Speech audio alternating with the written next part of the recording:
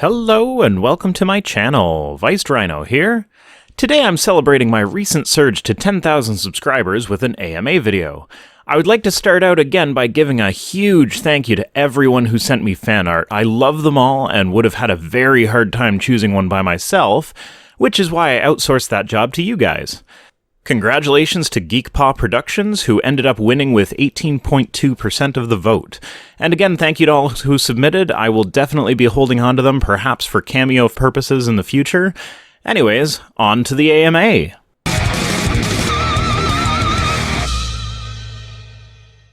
Ali says, horn length. My horn is the biggest, the hugest horn. Nobody has a bigger horn than me, nobody. It's the best horn. I am the horniest rhino. There isn't a rhino hornier than me. Anjara Soa Saranazi, sorry if I pronounced that wrong, asks, how do you manage your anger and frustration at hearing some of the nonsense you show us in your videos, or do you not mind? Mostly, I don't mind. I'm a very patient person, and since I was a young Earth creationist at one point, I can understand the mindset that they're coming from.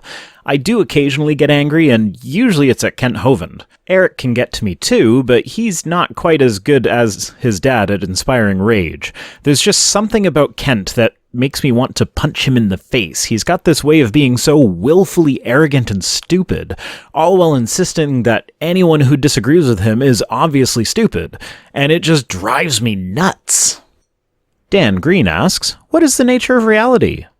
Well, Dan, as far as we know now, reality is made up of fermions and bosons. Fermions being quarks, leptons, antiquarks, and antileptons, which are the matter and antimatter particles. Bosons are the gauge bosons and Higgs bosons, which mediate the interactions among fermions. Cicazine asks, how are your kids? They're fine. How are yours? Just in case you meant how old are they, they're 4, 6, and 8 as of this recording. Geekpaw Productions asks, who's your favorite Doctor, and are you looking forward to number 13? Well, David Tennant is my favorite new series Doctor, while Tom Baker is my favorite old series Doctor. I am very much looking forward to the next Doctor, especially with Stephen Moffat now leaving the show. I do like some of Moffat's work, but his style was getting a bit worn out towards the end there. And I don't hate him like some people do, but I'm not sad that he's leaving. I also don't care that they made the new Doctor a woman. From what I've seen of her, she's a good actor. I mean, I think Missy was a great direction for the Master character, so, as long as they don't make it obvious that they did a gender swap just for the sake of doing a gender swap, and they focus on compelling stories, I'm sure it'll be fine. Godless Cranium asks, what milestone would you consider to be the most significant as a YouTuber? I'm not sure. I mean, number of subscribers-wise, I'm looking at 25,000 next, but ultimately these are just arbitrary numbers. For a functional milestone, making equal money on YouTube as at my job would be pretty significant. I mean, the idea that I then have a choice to make YouTube a career is very appealing. Now, that being said, I'm not in this for the money. I do this because I enjoy it. And the money I get from it is just kind of an added bonus. If I lost all my subscribers and Patreon patrons today, I'd still do this because I enjoy it. And again from Godless Cranium, he says, do you think anti-theism is wishful thinking, or do you see it as a necessary and or realistic goal for humanity? Well, I don't see it as wishful thinking or necessary, but in the long run, if anti-theism were a more widely held view, it would help with the speeding up of the demise of religion in general. Now, that being said, it's easy to see a future in which runaway anti-theism would lead to the persecution of the people who hold on to religious views, so remember, all things in moderation. Godless Engineer asks, what is something the secular community can do better? Open dialogue. I'm not saying we all need to agree on everything, but dismissing entire viewpoints without even attempting to see the other side seems to be a bit of a problem in the secular community. Now, personally, I try to make sure that I subscribe and listen to people that I don't always agree with as a way of challenging my viewpoints, and I found that when I have a regular influx of information which has a mixing of opposing views and views I agree with, I become less extreme in the views that I do hold. If I stick to one side, I end up leaning closer to that one side than I otherwise would, so basically I'm anti-echo chamber and anti-block happy. Hayden Cottrell asks, what is some atheist literature you would recommend? Now, it's really hard to beat listening to Hitchens read the audiobook of God is Not Great. Dawkins' entire works are also pretty awesome. Now, I haven't read all of them, but the ones I have read were great. I haven't read a bad book by Dawkins. The Bible, the biography by Karen Armstrong, isn't necessarily atheist literature, but it's a really good look into the history of the Bible and how it was written, how the authors of Scripture viewed the Scriptures that came before theirs, and it really helps with understanding how a lot of the obvious contradictions ended up staying in the Bible, despite being so obviously contradictory. It's a great book. I highly recommend that one. Homer345X asks, do you think they should ban guns from the earth? No, I am not in favor of a gun ban. Guns can be useful tools in certain circumstances, and I do understand that making something illegal does not automatically make it unavailable. Now, I am in favor of reasonable gun restrictions, so that it's not so easy for just anybody to buy massive assault weapons.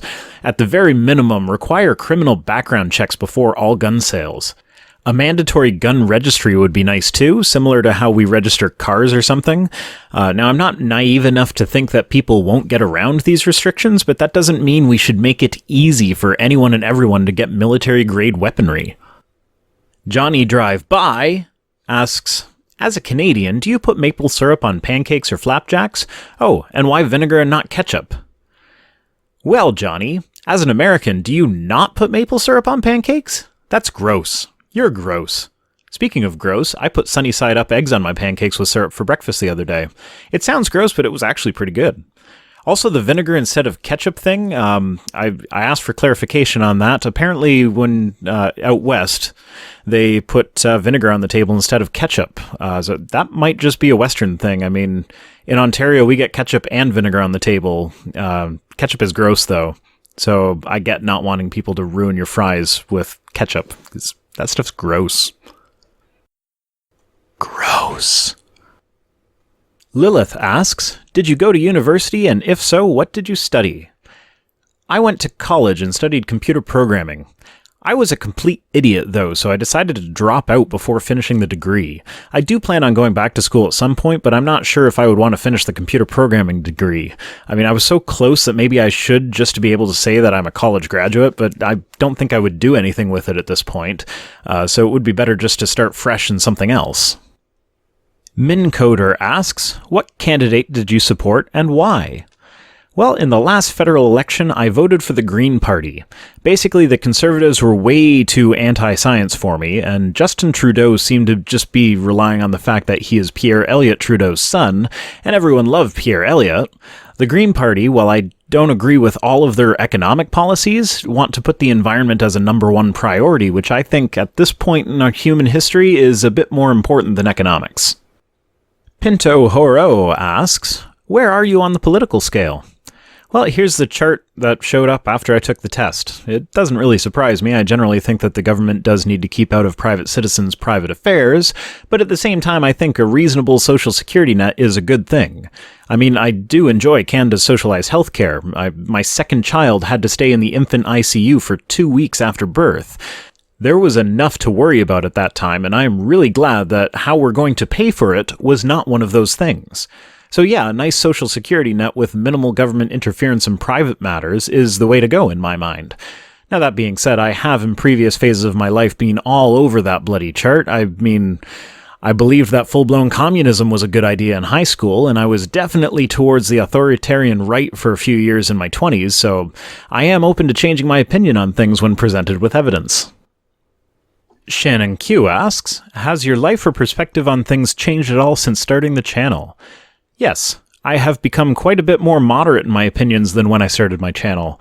I have heard from people on both sides of several arguments, and I have learned that most positions are based at least in a kernel of truth, and to properly understand someone's position, you must hunt for the truth of the position, which is sometimes buried quite deeply.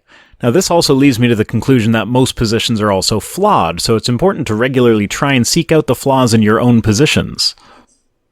Another question from Shannon Q. She asks, how does my rum taste, asshole? So for those of you who weren't aware, Paulogia and I had a little race to see who could get to 10,000 subscribers first. Loser buys the winner a bottle of rum. Shannon was looking forward to sharing some of that rum with Paulogia, but unfortunately for her, I got there first. So, how does the rum taste? I don't know. Let's find out. Alright, we've got the Flor de Cana.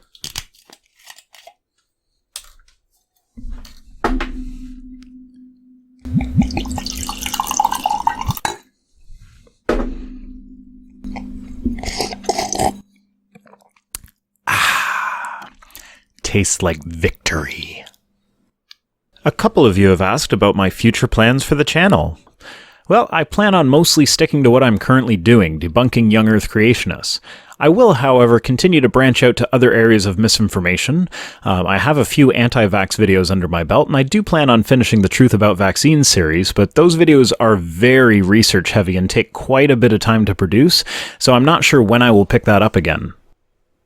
Zachary Byrne asks, do you homeschool? And if so, what's it like and what are the challenges? Yes, I do. Now, the main challenge is getting your own kids to actually listen to what you have to say as if you know something. Khan Academy actually helps out quite a bit with that, with the Khan Academy video being the lesson and the workbooks become a one-on-one tutoring session. Everyone else's number one concern, though, seems to be this big word called socialization. Everyone seems to be under the impression that the only time kids get to play with other kids is at school. Now, this is completely not true. Not only are there tons of playdates with other friends, but there are so many extracurricular activities that shuttling them back and forth to all of them is a logistical nightmare for us. Antimateria asks, how tall are you? 1.8 meters. Again, Antimateria asks, any particular music artists you love? Alter Bridge is my favorite band, but I have fallen behind in keeping track of what they're doing. Last year, I found out about their new album, which came out in 2013. And the only reason I know about their latest album, which came out in 2016, is because I looked them up just now to make sure that I had the right date for their 2013 album. I guess I have some new tunes to listen to now. Dark Days asks, what's up with the banana? Are you trying to lure the amazing atheist for some experiment? I wasn't, but that's an interesting idea. Maybe I'll try that out. Nah, the banana's a good source of potassium. That's why the banana. Don't now! Don't drop the banana! Why not? Good source of potassium! Bananas are good. FlySky35 asks, how does one tell friends, family members that they want to know that they are an atheist?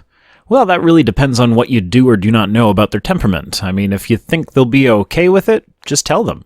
If you're not sure, you might want to lead into that discussion with some softer questions about, like, how do you know God is real and that sort of thing, and just keep asking questions about it. Now, if your living situation depends on them, then maybe wait till you're a bit more independent before dropping the bomb. Living a lie for a few years is a lot better than being homeless. Another one from FlySky35. Do you like Game of Thrones? I enjoyed the books, but I haven't really gotten past the first season of the show. Not sure why. I mean, it's not a bad show. It just never grabbed me. Electronic Explosion asks, how's your day going? Anything interesting that has happened recently other than what's mentioned in the videos?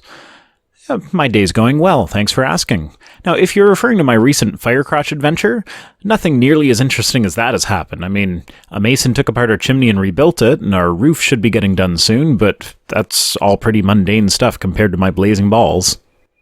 Ghostman asks, what do you think of Pastor Steve L. Anderson?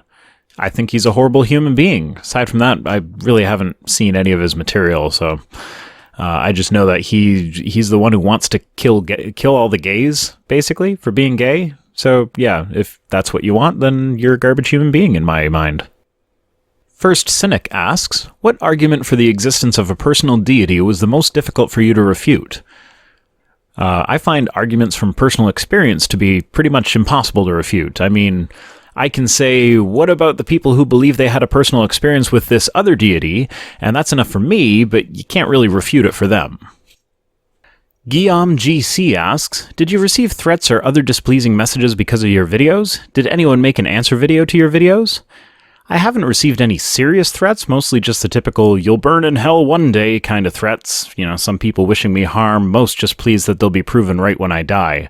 The funniest threat I ever got, though, was from someone pretending to be Ty Bollinger's wife, Ty Bollinger being the guy behind the Truth About Vaccines series. She sent a message on YouTube, and I very rarely check my YouTube messages, and on top of that, YouTube had it in the spam box, which I check even less frequently. It was mostly funny because it had been sitting in my spam box for months, and it was threatening to DMCA my Truth About Vaccines videos if I didn't take them down within 24 hours of that message. Now, obviously an empty threat, as I didn't even get it until well after the 24 hours had expired, and I didn't notice any DMCA strikes on my channel. Now, to answer your second question, though, I am aware of one response video to mine, but I haven't quite gotten around to watching it yet. So Erastus1 asks, what's with the new wave of YouTube atheists all coming from Canada? It used to be mostly Yanks and Brits, but now with you, Apologia, Logic, and so on, all the active YouTube atheists seem to be Canucks. Well, clearly it's because Canadians are more intelligent and rational than Yanks and Brits, but we're more polite too, so it took us longer to get into the action.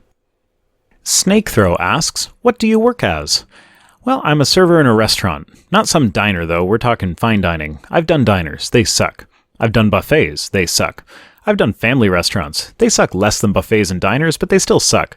I even did fast food for a bit at Taco Bell, and surprise, surprise, it sucked. Fine dining is pretty awesome, though. Less grunt work, more schmoozing the guesswork. More money. Mr. Tristan asks, don't you ever get tired of debunking ignorant or oblivious people? What keeps you going? Well, I haven't gotten tired of it yet. What keeps me going is mostly the knowledge that my kind of channel was a contributing factor to my exit from religion, so I would like to contribute what I can to helping other people that are in the situation I was in, and maybe they can get out faster than I did. Nicholas Schueller, are any of your family also atheist? I think so. I've never actually had the hard and fast, what do you believe conversation with anyone in my family. I mean, I think my father and brother are atheists, and possibly my sister, definitely not my mother. My father never really went to church when we were kids, and he always stayed home and cooked pancakes. My brother watches my channel occasionally, and he says he enjoys the videos, so he's probably an atheist. But I've heard of people who enjoy my videos despite being religious, so that is not exactly a sure thing. Last time I talked religion with my sister, she was a Wiccan, but that was when she was of an age where it might have just been an angsty teenage girl trying to upset her mother kind of phase. She also may have looked into the actual religion of Wiccanism and found something she likes and stuck with it. I honestly have no idea. Rhodey Green asks, what hardware or software do you use to create your videos? I use a Blue Yeti now. I used to use the Samson C01U, which was a pretty good mic for the price. I record with Audacity, and I use the noise removal, normalize, and compress dynamics 1.2.6 before putting everything together in VideoPad Pro. I like Audacity, but VideoPad is a bit annoying. It gets the job done a lot better than Windows Movie Maker did when I started out, but it's super glitchy about it. Also, I'd like to get the most out of my new mic, so if anyone has any suggestions for any settings tweaks that I could make that would make me sound better, I'm all ears. The most frequently asked question I get on my channel in general, and as well specifically for the AMA, is about why I chose the name Viced Rhino. It's something that I think you guys can figure out for yourself, and as such I'm actually planning to have a contest in the future once I get a t-shirt store up and running. For now I've used YouTube's comment filtering system to block any comments that have the right answer in it, so if your comment's not showing up, that might be why. Once I get the store up and running, I will announce the contest details, and once the contest is over, I will remove the comment filter and announce the correct answer. Anyway, that's it for today. Thank you all for subscribing. Thanks to everyone who drew a rhino, and thank you very much to my Patreon patrons for supporting me. If you want to join the ranks, feel free to head on over to my Patreon, link down below. Also, you can follow me on Twitter. See you next time!